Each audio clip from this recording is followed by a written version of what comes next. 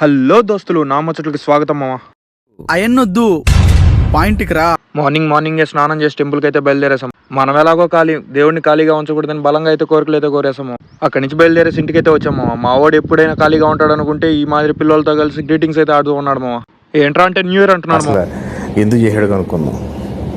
ఏంటి ఇప్పుడు అసలు నీకు ఎందుకు ఇవన్నీ, ఎందుకు అలా? ఏది సార్? అదే ఏదైనా సరే ఎందుకు అంటున్నాను.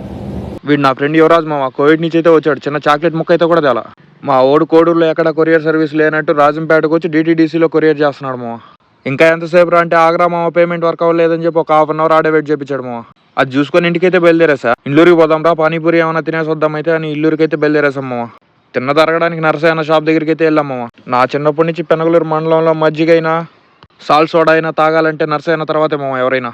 అంత బాగా చేస్తాడు మామ. Exactly Penagaluru police station back side అయితే ఉంటుంది మామ ఈ షాప్. అక్కడి నుంచి ఇంటికి అయితే బయలుదేరేసాం మామ. మా వాడు కొద్ది దూరం రాగానే ఇంట్లోకి రైస్ కావాలరా మర్చిపోయానంటే మళ్ళీ రిటర్న్ అయితే వెళ్ళాం మామ. లైక్ చేయి మామ, షేర్ చేయి, సబ్స్క్రైబ్ చేయి, ఫాలో కొట్టు.